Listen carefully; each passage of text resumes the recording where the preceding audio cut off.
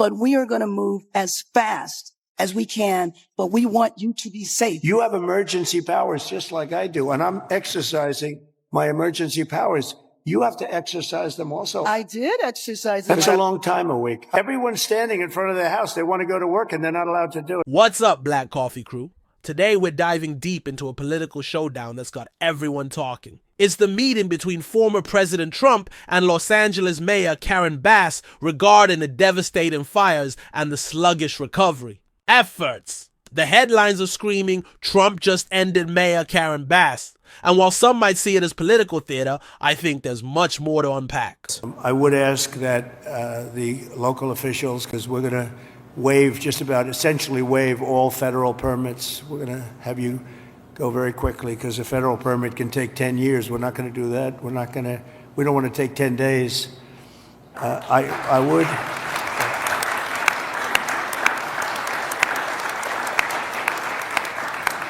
So we're declaring this a national emergency. By doing that, I can give you immediate permits. I'd ask that the local permitting process be the same.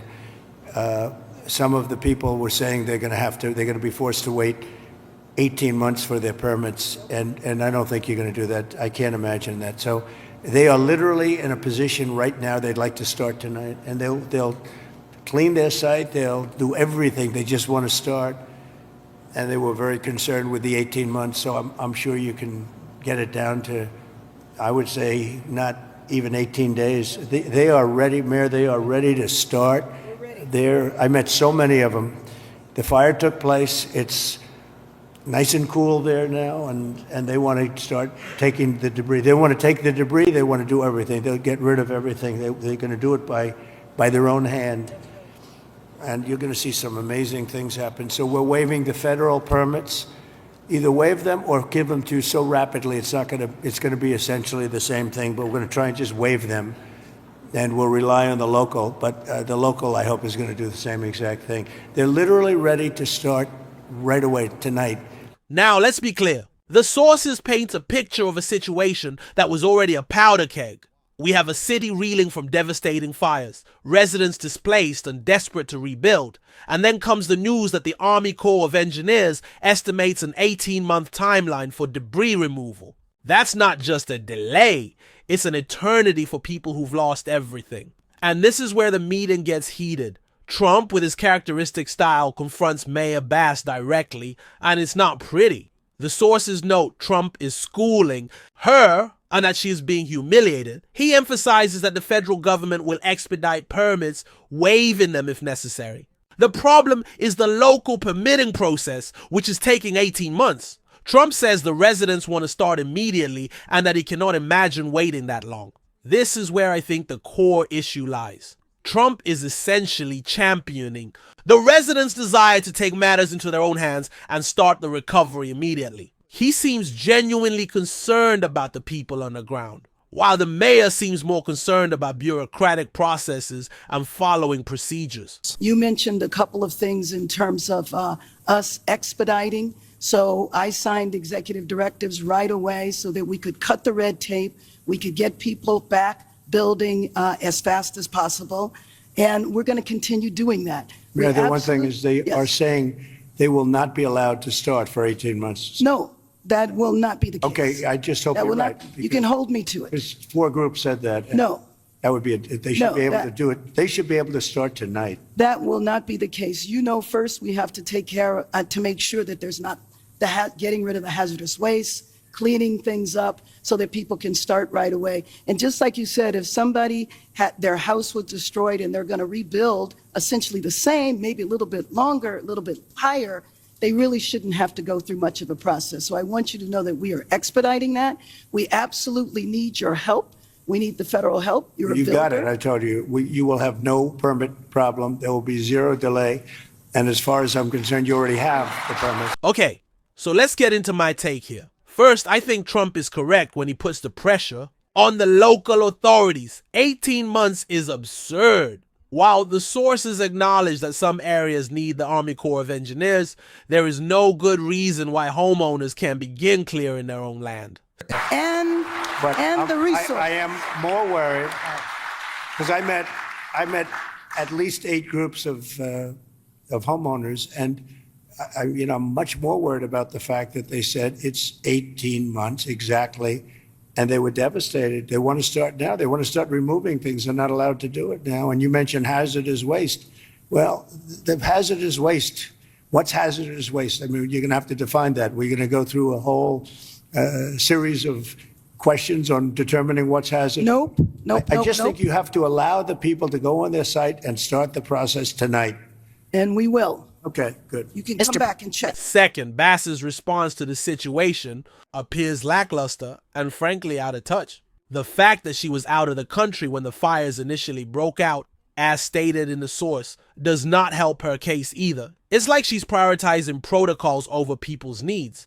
I think she should have been more prepared for this meeting, given the magnitude of the disaster and Trump's reputation. And the number one thing that we are going to do immediately, and you will see this happen, is to clear out the debris. And we're concerned right now over the weekend because of the potential rain, but we are going to move as fast as we can, but we want you to be safe. We want you to be back in your homes immediately. But the people are willing to clean out their own debris. It doesn't Yes, cost a lot. and they can. You And should they are let them able do to- it because No, by the they time you can do hire that. contractors, it's Right. going to be 2 years. If a family... People are willing to get a dumpster and do it themselves and clean it out. And they can There's do not that much left. It's all incinerated. That's right. And, it's just going to take a long time if you do. You can do some of it, but a lot of these people, I know that guy right there that's talking.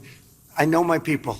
You'll be on that thing tonight, throwing the stuff away, and your site it'll look perfect within 24 hours, and that's what he wants to do. He doesn't want to wait around for 7 months till the city hires some demolition contract If that's going to individuals charge him want to build- $25,000 to do his lot. Third, I agree with the assessment in the sources that this meeting underscores a critical failure of leadership. It highlights the divide between the government bureaucracy and the people it's supposed to serve. The people of Los Angeles don't need red tape. They need action. And if the city won't let them take action, that's a problem. I think you have emergency powers just like I do, and I'm exercising my emergency powers. You have to exercise them also. I did exercise them. Because I looked, signed I an mean, you have a emergency very powerful declaration. emergency power, and you Yes. can do everything within 24 hours. Yes. And if individuals want to clear out their property, they can. Well, yes, but you know that you will be able to go back soon.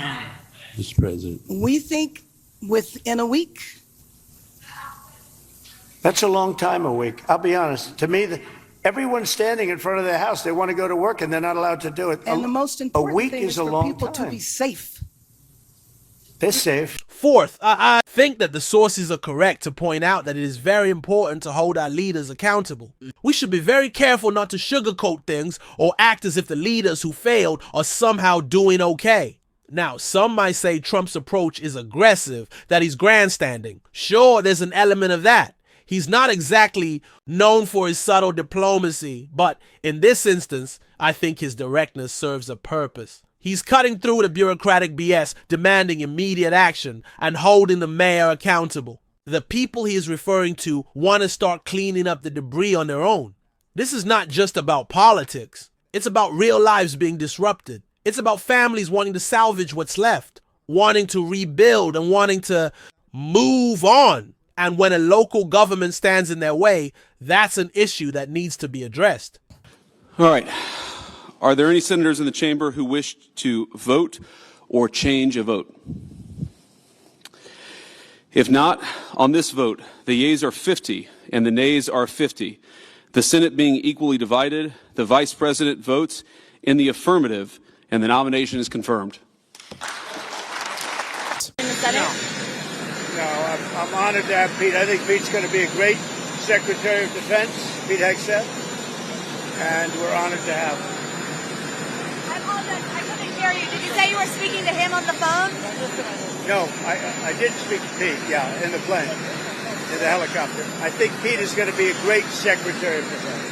Are you disappointed that McConnell voted no?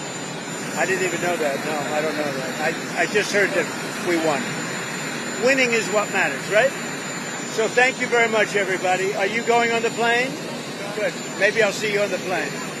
We'll see you on the plane. Now, what about the other side of the coin? The sources talk about Pete Hegseth being confirmed as the next Secretary of Defense. The sources make it clear that there is opposition to him from a Democratic congresswoman who feels that he lacks the experience necessary to be successful. And the sources note that there were some political maneuvers to make sure the confirmation passed. You know, as I look at this, I don't see how Pete Hegseth and this history can gain the respect of our military and can continue to move our military forward. I think at this point, it's really difficult. I have questioned admirals and generals at hearings. I've been in what we call skiffs and secret meetings with them to try to push them to innovate, to get a better procurement process going. And it's a constant battle as you have the entrenchment of the Pentagon and you're pushing for change. I don't know that given his background, he has the ability to do what we need our Pentagon to do, to innovate, to make sure we have the munitions in place to protect our country. I'm going to say that I cannot comment on these topics. I want to stay focused on the issue at hand, which is the fires and recovery. So, will Mayor Bass face a recall because of this?